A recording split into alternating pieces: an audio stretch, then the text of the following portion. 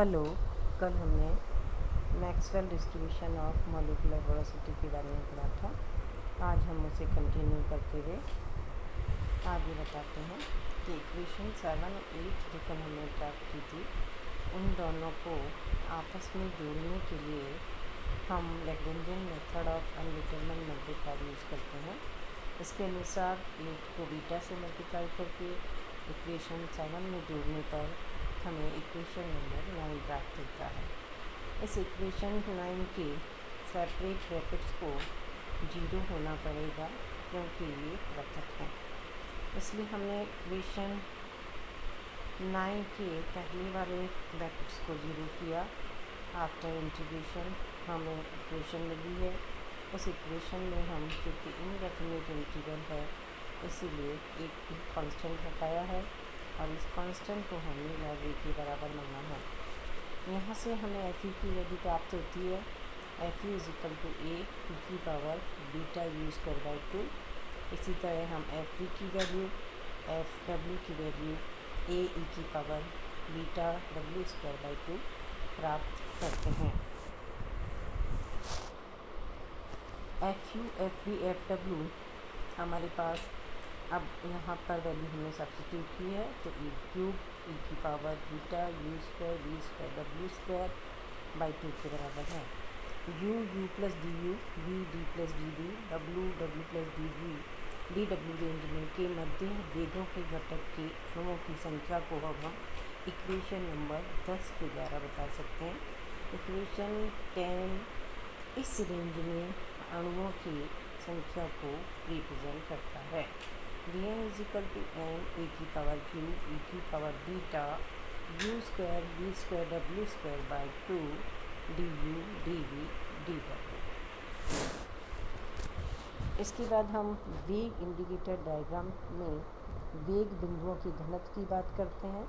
तो घनत्व जो है हमने डिफाइन किया D M divided by small volume जो कि D U D V D V के बराबर है।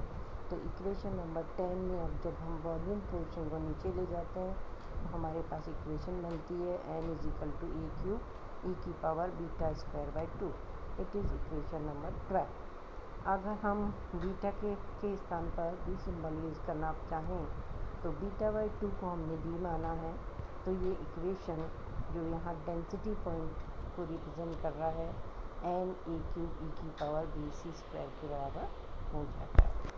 अब हमारे पास यहाँ पर डी एन बराबर जो कि नंबर ऑफ़ मॉलिक्यूल को रिप्रेजेंट कर रहे हैं, इसमें दो अननोन आए हैं, एक ए और एक बी।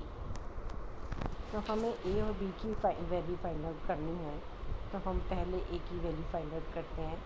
ए को ज्ञात करने के लिए हमने यूनिट वॉल्यूम का क्यूब कंसीडर किया था जिसके अंदर n नंबर ऑफ़ मॉलिक्यूल्स ही हो सकते हैं। तो हमने इक्वेशन नंबर 1 को इंटीग्रेट किया।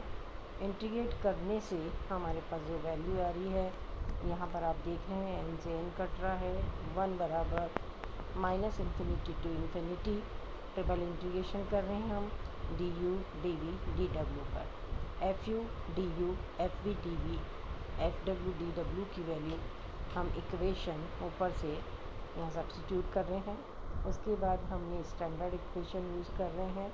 इंटीग्रेशन यूज़ करेंगे minus infinity to infinity E की power minus B U square D U under root pi by B के बराबर होता है। यहाँ पर इसको सब्स्टिट्यूट करने के बाद हमें A in term of B मिलेगा। तो यहाँ आपने देखा कि ए बराबर under root B upon pi आया, यानी अब हमारा एक अननोन कम हो चुका है। अब हमें एक अननोन b की वैल्यू और निकालनी है। तो b बराबर अगर हमें b पता चलेगा तो हम b बाई पाई करके a को फाइंड आउट कर सकते हैं। b का मान ज्ञात करना x दिशा में u प्लस डी यू के मध्य वेग वाले अणुओं की प्रति एकांक आयतन संख्या डी एन यू बराबर N F U D U के बराबर है। अगेन हमने पुराने इक्वेशन से एफ यू डी यू की वैल्यू ए ई की power B U square substitute कर दी है। तो हमारे पास ये मिला है प्रति एकांक आयतन एक्स डायरेक्शन में अणुओं की संख्या जिनका की वेलोसिटी u प्लस du के बीच में है। यदि m अणु का द्रव्यमान है तथा x अक्ष के लंबवत दीवार पर अणुओं द्वारा कितना दाब लगाया जाएगा, इसे कैलकुलेट करते हैं। क्योंकि मॉलिक्यूल्स जो हैं वो क्यूब के वॉल से टकरा रहे हैं, तो उसके कारण प्रति टक्कर संवेग में परिवर्तन जो है वो 2mu हो रहा है।